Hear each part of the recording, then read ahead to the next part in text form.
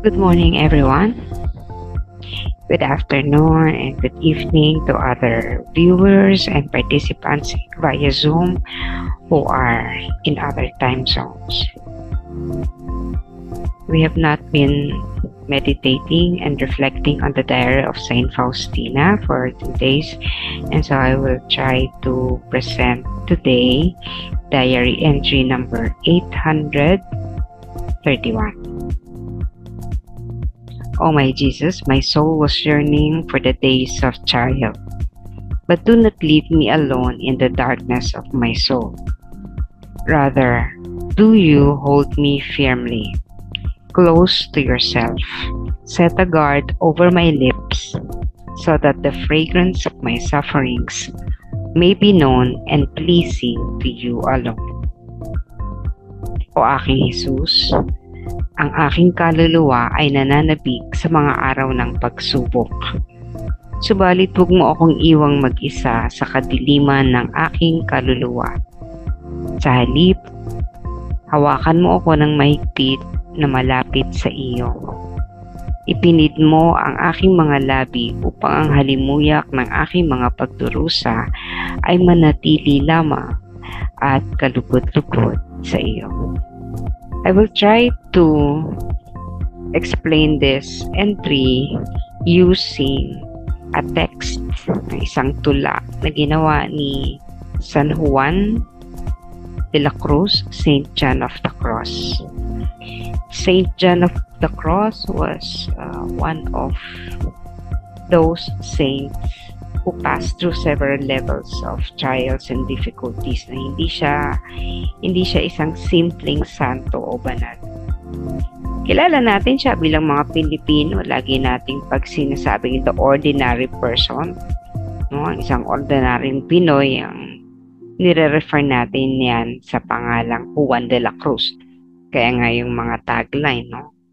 Everyone can fly, no? Pero that refers to Juan de la Cruz. Kung titingnan mo ko sa nagsisimula yung mga Juan. But actually, John of the Cross is not an ordinary person. Ang dami niyang dinaanan na pagdurusa, hindi natin tatalakayin dito yun, no? Pero kaya yung kaniyang mga sinulat, he is one of the doctors of the church. Kaya yung mga kanyang sinulat ay talaga, kumbaga sa classics, no?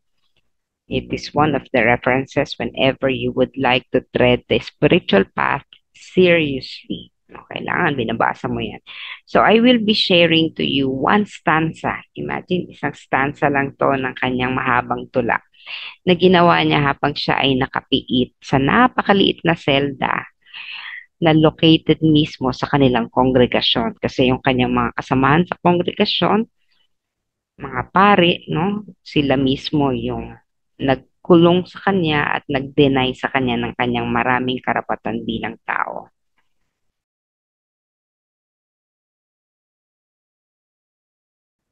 This is the first stanza of the spiritual canticle. At gumawa siya ng komentary sa siya mismo gumawa ng komentary, no, pagpapaliwanag dun sa kanyang tula. Sapagkat upon the request of one of the priores pala, no, ng isang kongregasyon ng Carmelite, yung discussed Carmelites. So, eto po yon ang unang stanza, basahin natin. Pasensya na, English, hindi na ako nag-translate masyado, I ran out of time. Where have you hidden yourself and abandoned me to my sorrow, O my beloved? You have fled like the hart. Having wounded me, I ran after you crying, but you were gone. Okay, so sige, pilitin natin na where have you hidden yourself? Saan ka nagtatago? Saan mo itinatago ang iyong sarili? At iniwan mo ako sa kalungkutan o aking minamahal. Nawala ka na parang isang usa. Tumakas ka, gano'n, no? Nawala na lang at sukat na parang usa. Having wounded me, pagkatapos mo kong sugatan, yun, nawala ka ng gano'n na lang. Sinundan kita na umiiyak, subalit wala ka na. Paul. Ang unang bahagi ng kanyang tula na ito ay para sa mga beginner in the path. Pag sinabing beginner, yung mga nagsisimula pa lang sa spiritual path, the purgative way. Pag sinabing the purgative way, tayo ay parang isang sword, espada, na idinadarang sa apoy, pinakikinis, o kumbaga katulad ng gospel, ng linggo, tayo ay pinuprun, kinakapon, pinuputulan ng mga sanga upang yumabong. So we are in the beginning of the path. Alam nyo, yung ordinary people, wala yan sa path. Ordinary people, no? Kahit mayaman, mahirap, basta hindi sila masyadong concerned about their religious or spiritual life, they do not belong to the beginner. Ang beginner, mga katulad natin, no? That who've been here, no? Many of you have been here for more than 2 years, no?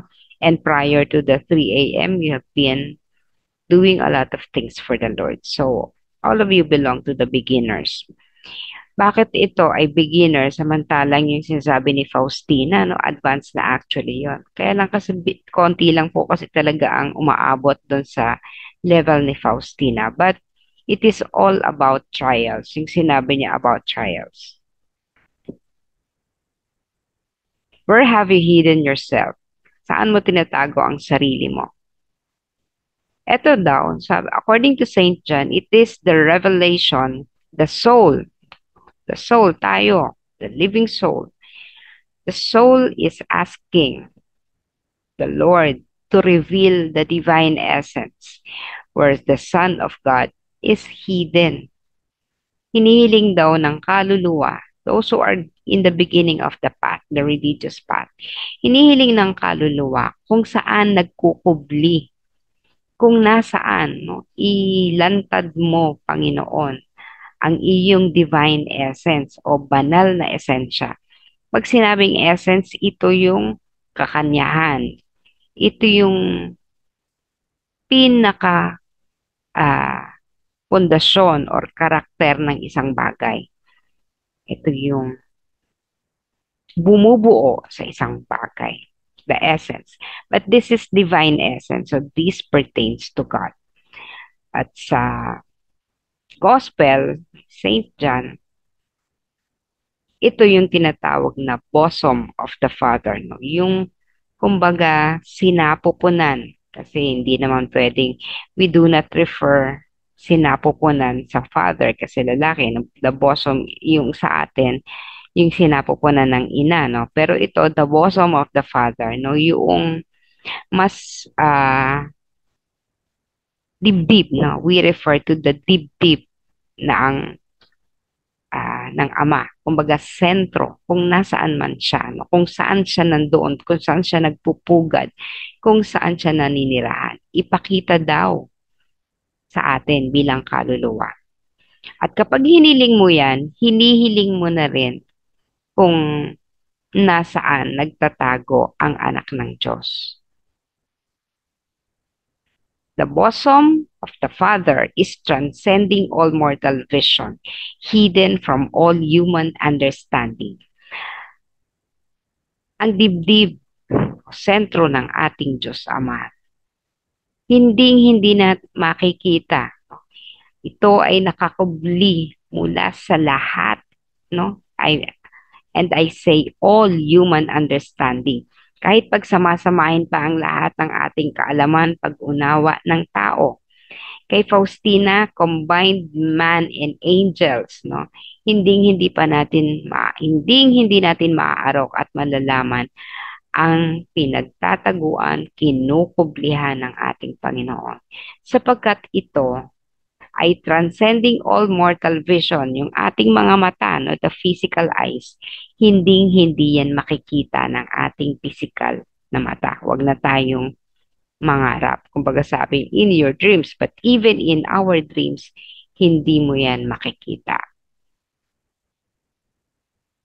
Okay, kaya kahit pagsamasamahin nga, no, lahat ng alam natin, Sabihin natin, this is what I know about God. Ako, I've been discussing the diary and Faustina the diary, revealing everything about God, pero sinasabi pa rin na kahit pagsamasamahin pa rin yan, hindi mo pwede pa rin sabihin na alam mo yung divine essence. So, nagkakamali tayo, nagkakamali si Faustina, nagkakamali lahat sa pananaw. Because what we have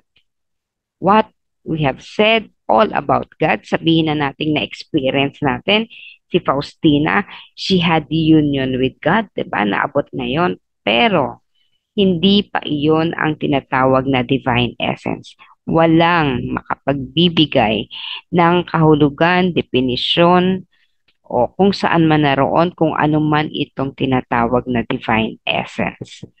Sapagkat siya ay nananatili. Kahit makita mo pati, kahit na magkaroon ka ng divine union katulad ni Faustina, he is still hidden from the soul. No, tayo, sige. Alam na ba natin? Alam na ba natin kung saan siya nagkukubli, kung saan natin siya matatagpuan?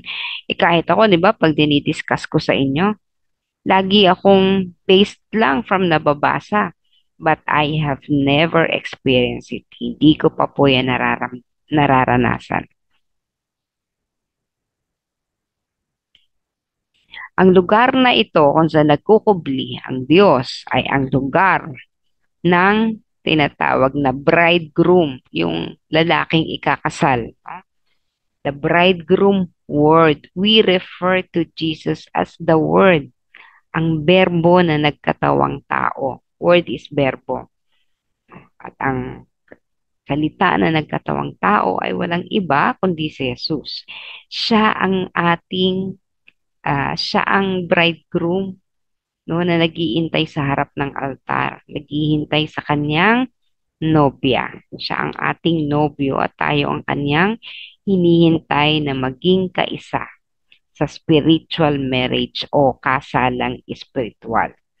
At ang lugar na yon ay kung saan din ang Ama ay naghahatid ng walang hanggan, infinite glory, walang hanggang kaluwalhatian. So, pareho sila kung saan naroon. Kapag hiningi mo, Lord, nasan ka ba? Hindi ka na makita. Para mo na ring hiniling at sinabi na ipakita sa atin kung saan naroon ang Diyos Ama, kung saan nagkukupi. Sapagkat pareho lang sila ng tahanan. The kingdom of heaven is where they both reside. Pero ito daw, tandaan natin, hanap tayo ng hanap kung saan-saan, no? Tandaan natin na ang berbo, ang anak ng Diyos, kasama ng Ama at ng Espiritu Santo, the Triune God, ang banal na Santatlo, ay nagkukubli sa kaibuturan ng ating kaluluwa. Kung kilala natin at alam natin at recognize natin ang ating kaluluwa, na andyan lang sa loob ng ating kaluluwa, nandyan sila nananahan. Hindi pala doon sa langit na tinitingnan natin, na tumitingin tayo pa itaas. Hindi pala yun. At hindi pala doon sa kung ano-ano mang paraiso na pinapakita sa atin, yung paraiso ni Eva at Adan. Hindi pala doon, no? Kundi naroon lang pala sa atin mismong kaluluwa. So, okay, so you are the tabernacle where He dwells. Ang atin mismong kaluluwa, tayo mismo ang tabernakulo kung saan siya nananahan. Ang daling sabihin, no, nasa kaluluwa pala. Nasa atin lang pala. Malapit lang pala sa atin. Pero bagamat nasa loob natin kung saan siya nagkukubli, pero nakakubli pa rin siya. Sige nga, sino sa atin ang makapagsasabi, nandito siya, alam ko, tukoy ko kung nasaan siya. Kasi kahit pumasok ka sa kaibuturan mo, right at this very moment, no? Di mo pa rin masasabi, nasaan ka, Lord? Di kita pa rin makita. Napakadilim, hindi kita makita. Kailangan kasi natin ng liwanag para makita siya. So, paano natin siya makikita? The soul must enter secretly into the secret place. So, ang kaluluwa daw, para mahanap siya, Kailangan pumasok ng lihim. Hindi mo alam, hindi ko alam, hindi alam ng kapitbahay mo, hindi alam ng nanay at tatay mo, hindi alam ng pare, ng mga kasamaan mo sa organisasyon, ng fellow devotees, Divine Mercy devotees, hindi alam ni Sister Cynthia, hindi alam ng kung sino man. Pag pumasok ka doon sa lugar na yon, na lihim na lugar, no? Kasi nakakubli nga eh. Kailangan pumasok ka rin ng lihim. Hindi alam ng marami. Hindi ka pwede nilang sundan. Mag-isa kang papasok, no? Ibig sabihin. And, ang ibig din sabihin, the searchy and the searcher, ang kaluluwa na naghahanap at ang hinahanap ay parehong nakakubli. Pareho tayong nakatago. Nagtatago tayo mula sa ating mga kapwa kaluluwa at ang ating hinahanap nagtatago mula sa atin. No? Isang walang hanggang hide and seek. Sa Matthew 13, verse 44, ito yung parabola o kwento ng isang mayamang mangangalakal. Yung mayamang mangangalakal, nung daw makita niya ang tunay na kayamanan, ang ginawa daw nitong mangangalakal na to, ibinenta niya, alam niyo to, no? Of course, you know this.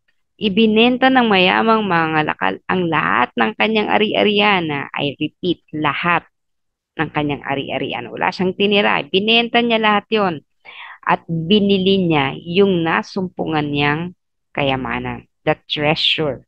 Yung tunay na treasure. Okay, what does it mean? Yung pagbebenta niya ng lahat ng kanyang mga kayamanan, yun yung lahat ng ating mga pag-aari sa mundong ibabaw, no? So, when one detaches, kapag nakadetach ka sa lahat ng bagay sa mundong ito, katulad ni Saint Francis, yun yung literal, no? Talagang inan niya lahat, no? Hinubad niya, pati nga damit niya, di ba? Hinubad niya kasi yan, ano pa rin yan, of this world pa rin. Ibig lang sabihin naman ng paghubad na yun ay naked truth, ano?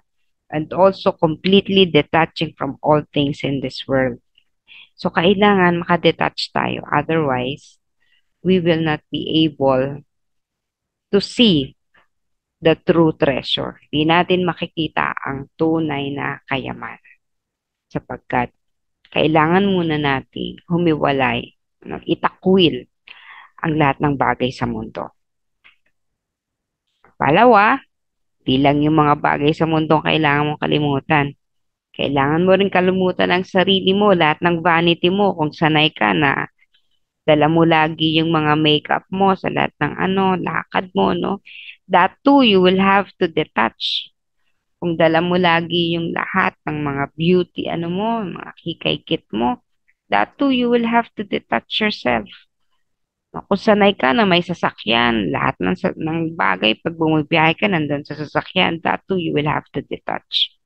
So, ang hirap, detaching from all things of this world and detaching from yourself to find the true treasure, to find the true treasure which can only be found in the kingdom of God.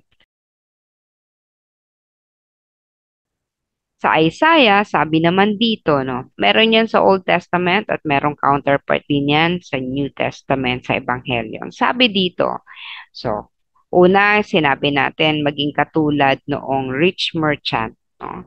The parable of the wise merchant.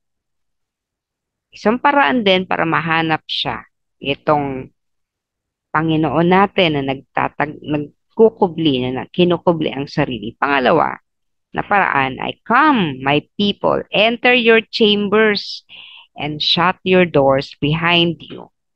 Hide yourselves for a little while.